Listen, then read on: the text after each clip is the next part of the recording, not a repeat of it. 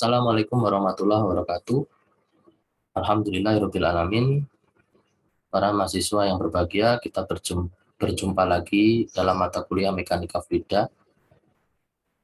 Alhamdulillah, kita dipertemukan melalui video learning ini.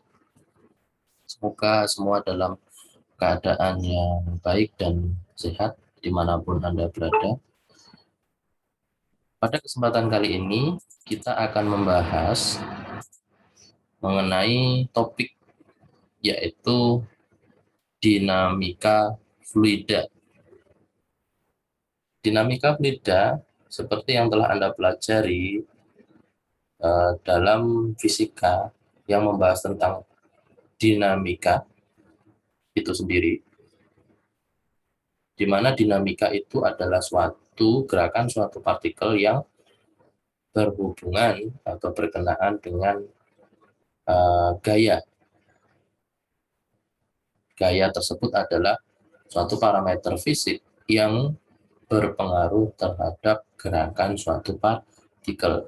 Dalam hal ini, karena kita dalam mata kuliah Mekanika Fluida, dalam hal ini adalah partikel yang bergerak tadi yang disebabkan oleh gaya itu adalah dalam bentuk fluida. Maka para mahasiswa semua simaklah pembahasan berikut ini dengan baik. Yang pertama, kita membahas tentang hukum konservasi. Hukum konservasi adalah suatu hukum yang menerangkan tentang suatu keseimbangan dalam fenomena yang terjadi. Dalam hal ini fenomena fisik. Maksud dari keseimbangan itu adalah kita lebih mengenalnya dengan istilah kekekalan.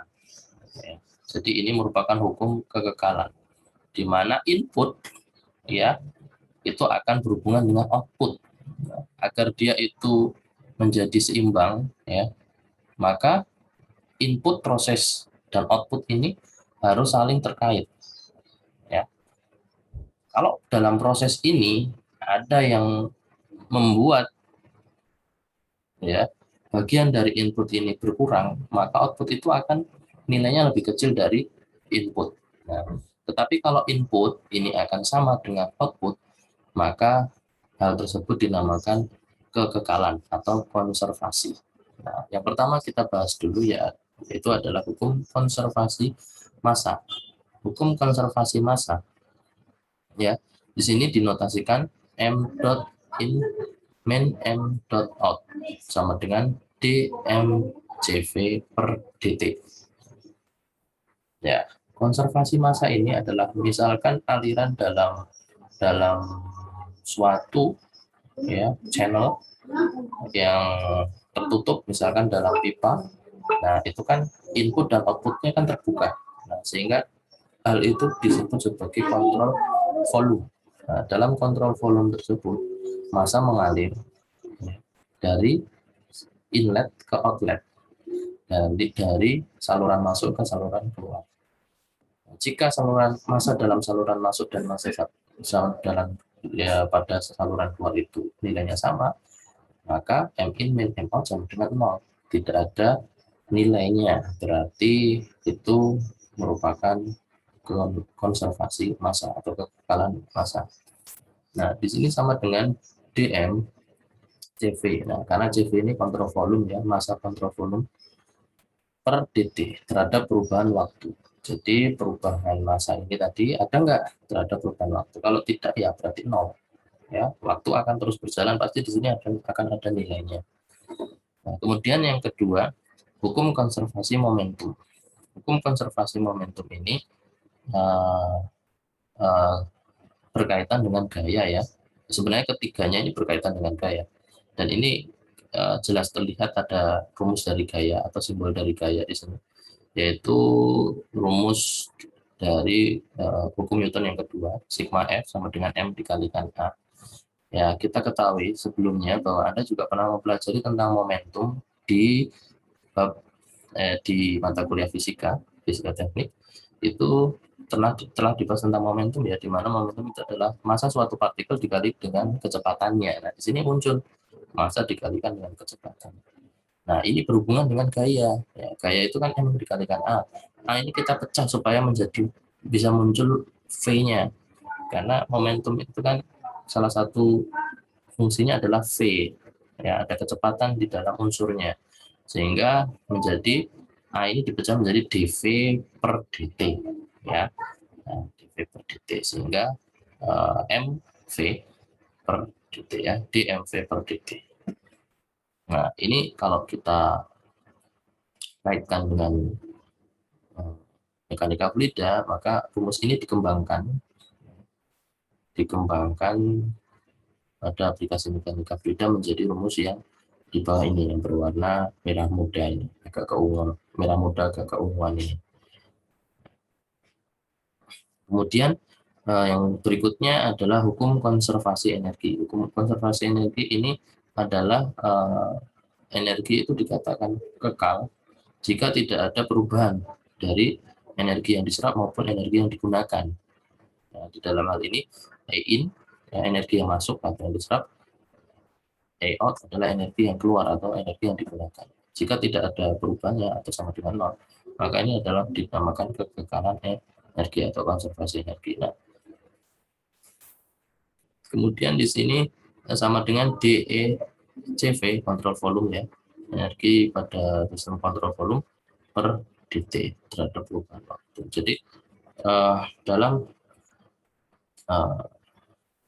realitanya pasti yang namanya energi itu tidak bisa 100% efisiensinya ya, sehingga pasti akan ada nilai tersebut. Nah, untuk membahasnya itu akan dikembangkan persamaan lebih lanjut dari persamaan-persamaan dasar yang ada di sini. Nah, berikutnya kita akan membahas tentang mass flow rate dan volume flow rate. Nah, mass flow rate itu adalah massa per satuan waktu. Sedangkan volume flow rate adalah volume per satuan waktu. Nah, kita runut dari gambar ini dulu, bahwa di sini ada suatu aliran fluida di dalam pipa ya.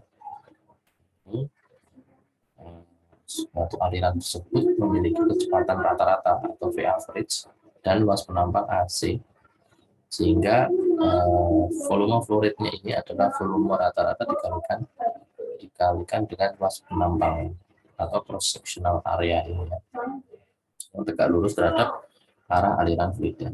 Ini adalah volume flow rate.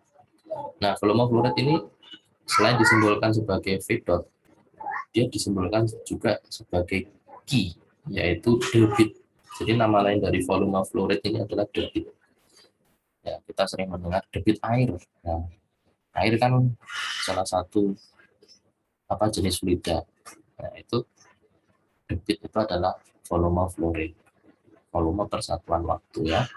Sehingga kalau kita lihat di sini satuannya ya meter kubik per second untuk satuan SI, volume per waktu. Sedangkan mass flow rate itu massa per waktu, sehingga kilogram per sekon untuk satu. Nah, untuk komponennya mass flow rate itu ada rho dikalikan V average dikalikan dengan AC. Ya. Rho itu adalah massa jenis. Nah, hubungan dari keduanya antara mass flow rate dengan volume flow rate ini adalah M dot sama dengan rho V dot sama dengan V dot per V, di mana V kecil ini adalah volume spesifik. Oke, kita lanjut lagi. Nah, ini adalah ilustrasi dari konservasi massa, ya, di mana suatu backup di sini diilustrasikan. Aliran airnya mengalir M in masuk ke backup melalui pipa ini, kemudian di backup ini akan air tersebut akan memenuhi ruang yang ada di backup ini. Jika di sini saluran pengeluarannya dibuka, maka air tersebut akan mengalir keluar. Nah, di sini adalah M out-nya, ya, massa out-nya. M in-nya tadi di atas, M out-nya di bawah ini. Nah, sehingga delta M backup-nya sama dengan M in main M out. Contoh di sini 50 kg M in, M out-nya 30 kg, sehingga M in main M out-nya sama dengan 20 kg. Karena apa? Karena M in dengan M out ini berbeda, jadi tidak nol nilainya ya. Jadi prosesnya adalah ini ya, total massa yang masuk pada kontrol volume. Kontrol volume kan antara saluran terbuka, masuk dan keluarnya kan terbuka ya. Terus ini sistemnya ya tadi, jadi terbuka saluran masuk dan keluarnya. Kemudian ini saluran keluar. Kemudian nilai apa namanya, nilai netnya, perubahan netnya itu adalah pengurangan dari M in min M out.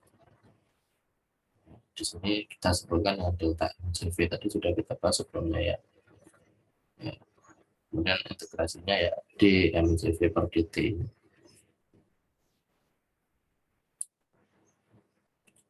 terhadap waktu ya, sehingga dia menjadi mesh fluid. Nah, untuk ilustrasi lagi berikutnya, ini adalah aliran incompressible ya. Contohnya adalah fluida cair di sini, di mana rho-nya itu adalah itu konstan, tidak berubah kalau incompressible. Sehingga di sini contoh misalkan M in-nya ya, ada M.1 dengan M.2 2 kg per sekon dan 3 kg per sekon ini masuk, kemudian M out-nya ini adalah M.3. M.3 ini adalah merupakan M.1 plus M.2, sehingga 2 ditambah 3 sama dengan 5, karena di sini tidak ada terjadi perubahan ya. Jadi apa namanya, perubahan apapun ya, parameter-parameter yang mampu untuk membuat ya keduanya ini berbeda nilainya itu tidak ada. Makanya disebut steady flow ya, pada aliran yang steady, tunak ataupun mantap istilah lainnya. Maka M in sama dengan M out, sigma M in sama dengan sigma M out. Kebetulan ada dua di sini dan ini ada satu. Misalkan nanti ada dua ya sigma berarti dijumlahkan, kan nilainya sama dengan sigma yang in.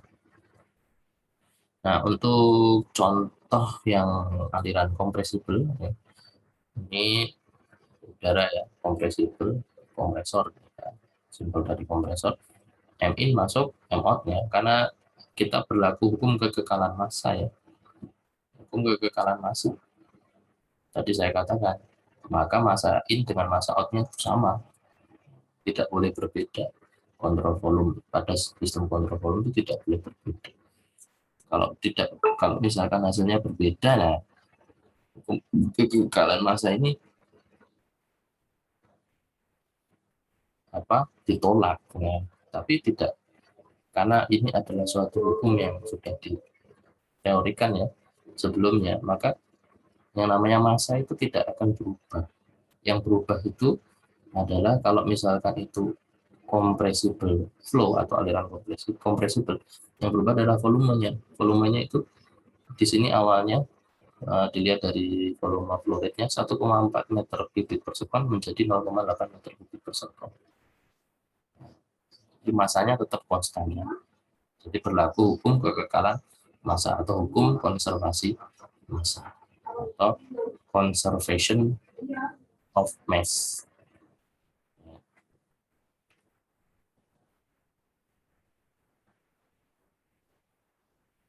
Nah, kemudian berarti sebelumnya bahwa M.1 sampai dengan M.2 ini kita bisa breakdown menjadi rho 1 V1 A1 sama dengan rho 2 V2 A2 ya. Ini itu steady flow untuk single stream ya. Itu akan berlaku seperti ini. Nah, kemudian energi mekanik.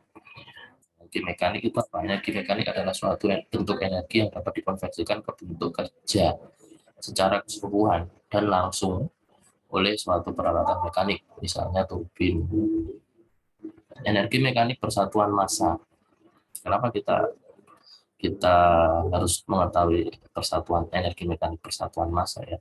Karena dengan kita apa namanya bagi suatu energi mekanik itu dengan masanya, maka kita akan mengetahui dalam 1 kilogram, kan standar internasionalnya kan kita pakai kilogram. Dalam 1 kilogram massa suatu partikel itu dia memiliki energi mekanik sebesar berapa. Jadi lebih spesifik ya, lebih spesifik. Jadi tidak umum, tidak terlalu kita mengawang-awang seberapa besar ini energinya. Tapi kalau dengan kita spesifikkan menjadi 1 kilogram, kita jadi lebih jelas lagi energi persatuan massanya itu berapa. Nah, mechanical sama dengan P per rho plus V kuadrat per 2 plus GZ. Nah, jadi energi mekanik ini itu merupakan gabungan dari energi gabungan dari tekanan, kemudian dari kecepatan kinetik ya, energi kinetik, kemudian dari potensial. Jadi di sini kalau kita breakdown ya, tekanan itu kan ya pasti aliran itu mengalir itu karena ada apa? Karena ada perbedaan tekanan atau pressure drop ya. Sehingga di sini P2 min P1 per rho, kemudian plus V2 kuadrat min V1 kuadrat. Nah, ini kecepatan juga sama ya. Ada perubahan kecepatan kalau memang itu kecepatannya tidak konstan per 2 plus ini G percepatan gravitasi Z2 min Z1. Nah, ini adanya elevasi, ketinggian, perbedaan ketinggian elevasi. Jadi tadi bisa kita istilahkan bahwa energi mekanik itu adalah gabungan dari pressure, velocity, and elevation.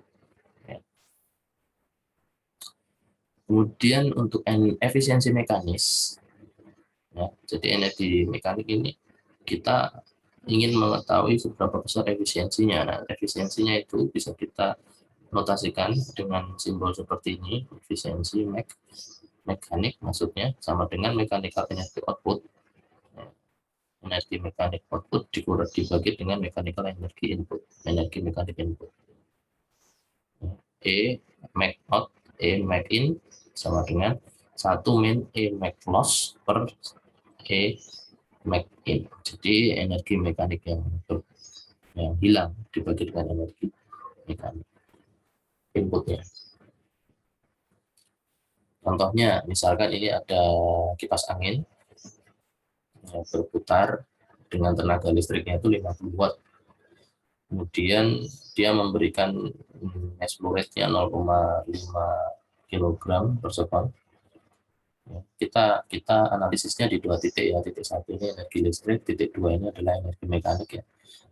Kita harus tahu dulu energi mekaniknya berapa. Setelah kita tahu energi mekaniknya, baru bisa kita hubungkan dengan energi listriknya. Nah, tadi kan ini sebagai output, ini sebagai input. V1-nya ya, kecepatan awalnya kan 0 ya, kecepatan akhirnya setelah dia itu ya, berputar ya, udaranya, anginnya ya, udaranya itu aliran fluidanya itu sampai di sini itu 12 meter per sekon. Untuk elevasinya itu dianggap sama ya, tidak ada perbedaan elevasi, Z-nya sama dengan Z2, Z1 sama dengan Z2 atau Z konstan. Terus pressure-nya juga tidak ada perubahan pressure ya, P1 sama dengan P2. Nah, sehingga di sini efisiensi dari kipas angin ini adalah delta E max fluid ya, berapa fluidanya ini ya, aliran fluidanya dibagi dengan W sub in-nya, W dot sub in-nya. Ini maksudnya adalah ini 50 watt ini. Jadi kan sebenarnya kalau listrik ke poros ini kan mungkin ada loss-nya juga ya, loss energinya juga. Tapi kita anggap 50 watt ini bukan dari listriknya, tapi dari energi putarnya. Gitu. Jadi kita tidak menghitung berapa perubahan dari energi listrik ke energi putarnya ini enggak, tapi kita kita 50 watt ini adalah energi putaran dari porosnya, bukan listriknya ya. Jadi ini kita langsung masukkan nilainya 0,5 12 per 50, hasilnya 0,72. Jadi efisiensi mekanik dari kipas angin ini adalah 0,72. Jadi bukan berhubungan dengan listrik karena bukan electrical efisiensi tapi mekanik. Nah, kemudian efisiensi pompa dan turbin dalam fluid mechanic device ya, itu ada dua jenis, yaitu mesin tenaga dan mesin kerja. Mesin kerja itu di mana dia itu melakukan kerja karena ada energi input. Sedangkan kalau mesin tenaga itu dia itu akan mempunyai tenaga karena ada inputan dari fluida ya, yang merupakan mesin kerja. Itu contohnya kan ada pompa, kipas angin, kompresor ya. Sedangkan mesin tenaga itu biasanya digunakan untuk menggerakkan generator untuk pembangkit listrik, contohnya turbin, baik itu turbin angin maupun turbin air ya. Nah, ini dibedakan ya, efisiensi pompa ya, kita memiliki istilah pump efisiensi. Efisiensi pompa itu berlaku untuk menghitung efisiensi pompa sendiri, kemudian kipas angin dan juga kompresor. Sedangkan efisiensi turbin itu untuk menghitung efisiensi dari turbin. Kita bahas dulu yang efisiensi pompa. Itu adalah energi mekanik dari fluidanya dibagi dengan energi inputnya, yaitu dari porosnya ya, karena porosnya itu kan sebagai inputnya. Nah, sehingga W pump ini untuk fluidanya ya, ini per porosnya, di mana E make fluid ini, E make fluid itu adalah E make out dan E make in. Terus untuk efisiensi turbin itu mechanical energy output per mechanical energy decrease of the fluid. Decrease of the fluid. Tadi decrease of the fluid. Nah, ini M, ini W dot shaft out di sini per ya, nilai mutlak dari delta E dot make fluid sama dengan W turbine per W turbine. E di sini, E di sini U ya, dimana ini simbol ini merupakan E dot make in main E dot make out. Kalau tadi out main in, ini jadi in main out. Itu perbedaannya. Nah, untuk efisiensi motor dan generator. Nah, motor ini dia itu berkaitan dengan efisiensi apa tadi, pompa ya, efisiensi pompa. Sedangkan generator itu berkaitan dengan efisiensi turbin. Ya, saling terkait. Karena motor ini menggerakkan pompa,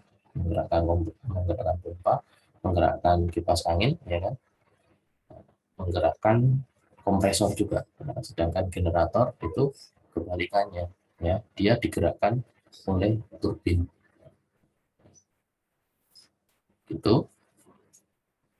Nah, sehingga efisiensi motor itu mechanical power output per electric power input.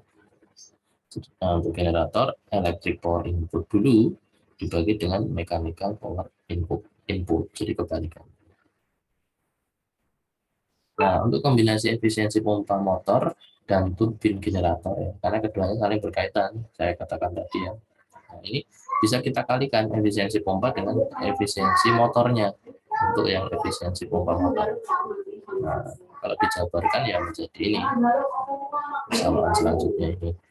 Nah, begitu juga dengan efisiensi turbin generator, kita bisa kalikan efisiensi turbin dengan efisiensi generatornya, sehingga kita bisa kita dapatkan efisiensi turbin generator.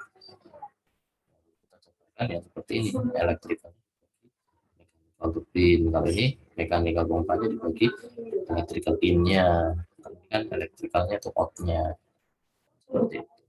Nah, contohnya efisiensi turbin generator ya seperti ini ya. Misalkan kita punya efisiensi turbin 0,75, sedangkan efisiensi generatornya 0,97, kita bisa kalikan 0,75 dikalikan 0,97, yaitu efisiensi turbin dikalikan efisiensi generatornya menjadi 0,73 atau 73% ya untuk efisiensi turbin generator. Nah, kemudian kita lanjut ke persamaan Bernoulli. Persamaan Bernoulli ini merupakan persamaan yang tren ya di dalam dinamika fluida, karena ini berhubungan dengan gerakan fluida dan juga berhubungan dengan gerakan suatu benda yang diakibatkan oleh fluida ya. Contohnya pesawat bisa terbang ya kan? Itu karena ada aplikasi ya, dari persamaan Bernoulli ini membuat sayapnya itu supaya dia bisa terjadi efek gaya angkat. Nah, kalau Anda lihat bentuk pesawat itu kan seperti airfoil yang ada di gambar kanan ini, ya, sehingga garis-garis aliran dari fluidanya, dalam hal ini fluidanya adalah fluida fase gas, yaitu udara atau angin ya, karena dia bergerak, itu kadang kita sebutnya sebagai angin. Ini membentuk suatu lapisan-lapisan seperti ini, ya. Dan ini kita sebut sebagai Bernoulli, aliran Bernoulli equation valid. Nah, yang valid itu adalah yang, sedangkan yang non valid itu yang diarsir abu-abu ini. Maksudnya non valid itu dia ada tetapi bisa kita abaikan ya, kita abaikan karena sebenarnya itu mengurangi atau lossesnya itu di sini, sehingga kalau kita bisa membentuk airfoil yang begitu sempurna sehingga arsiran ini dinamakan wake ya, itu bisa kita kecilkan, semakin kecil akan semakin baik. Nah, sekarang kita bahas in general dalam persamaan umum steady flow ya. Untuk persamaan Bernoulli itu adalah seperti ini ya, di mana integral d p per rho plus v kuadrat per 2 plus gz sama dengan konstan. Untuk incompressible flow ya, karena tidak ada perubahan ini ya, ada perubahan pressure ya, sehingga P-nya itu bisa kita tulis P saja, tidak ada integral, per rho plus V kuadrat per 2 plus GZ ya, sama dengan konstan. Nah, maksudnya konstan ini bisa kita jabarkan kalau ada dua titik ya, dua kondisi atau dua keadaan, itu kita bisa notasikan dengan 1 dan 2 ya. Di sini misalkan P1 per rho plus V1 kuadrat per 2 plus GZ1 sama dengan V2 per rho plus V2 kuadrat per 2 plus GZ2. Nah, kesimpulannya adalah total dari energi kinetik, potensial, dan flow energi. Jadi P per rho ini adalah flow energi ya, yang ada unsur pressure-nya ini, itu flow energi. Jadi ketiganya, kinetik ini, potensial ini, dan flow energi ini of a fluid particle ya, pada partikel fluida itu konstan ya, sepanjang garis arus aliran fluida ya, selama itu dalam kondisi yang steady, aliran yang steady, di mana kompresibilitas dan gesekan, efek dari gesekan itu diabaikan, itu bisa berlaku. Maka di sini ditulis kompresibel. Coba kalau incompressible nggak bisa berlaku, nggak bisa kita mengabaikan. aliran yang incompressible itu pasti dia itu tidak konstan, ya. Ada terjadi perubahan tekanan pasti, tekanannya berubah, fluktuatif seperti itu. Kemudian kita mengenal istilah head, ya. Ada yang tahu head itu apa? Bukan diartikan sebagai kepala, ya. Ya, itu berbeda. Di dalam mekanika fluida, head itu adalah representasi dari energi. Ya, kok bisa? Padahal kalau kita lihat ya di sini head itu tuh apa namanya? Satuannya itu adalah meter, ya.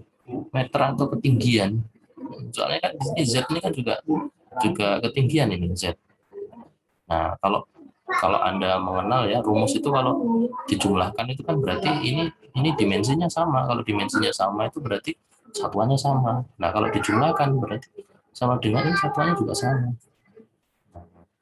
Gitu. Nah, sehingga mengapa kok satuannya meter disebut dengan energi? Nah, makanya kita bahas dulu ya.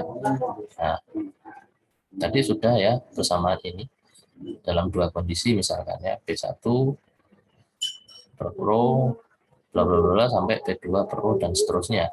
Nah, kita bagi ini dengan percepatan gravitasi. Sudah semua. Ini dibagi, ini dibagi, ini dibagi. Bagi. Nah, jadi kan hilang kan. Z ini sama dengan H dan H itu sama dengan konstan. Total head-nya ini H. Jadi suatu ketinggian. Itu representasi dari energi energi fluida. Ya. Dalam hal ini sebenarnya adalah energi potensial totalnya. Ya, energi potensial total. Karena kalau dia sudah bergerak, dia pasti ada velocity, kecepatan. Ya kan? Dan di dalam ketinggian tersebut dia kan punya pressure. Ada pressure drop. Ketika dia mengalir itu pasti ada pressure drop. Ada perubahan tekanan. Ya. Maksudnya bukan perubahan tekanan, ada perbedaan tekanan. Nah, ini adalah aplikasinya ya, pakai saya pesawat tadi, airfoil ini, ya, pesawat dibuat sedemikian rupa menyerupai airfoil ini supaya apa? Supaya dia memiliki gaya angkat. Ya, supaya memiliki gaya angkat. Jadi pesawat itu kan didorong dengan engine belakang, terus diangkat. Terus setelah itu akan memiliki gaya angkat, kemudian ada juga gaya apa namanya hambat, drive force. Force-nya ini yang kayak dorong. Kalau ini dengan paling-paling, kalau dengan engine ya di samping kanan samping kiri itu di bawah sayap itu dia juga sama thrust dan kayak dorong. Ya, sekian dari saya.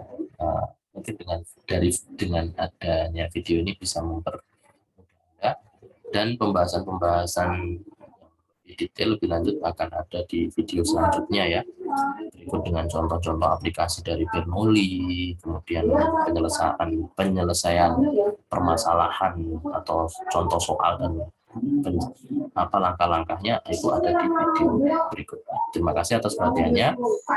Nasrul minallah wa fathul qarib. Assalamualaikum warahmatullahi wabarakatuh. Terima kasih teman-teman semua, semoga bermanfaat.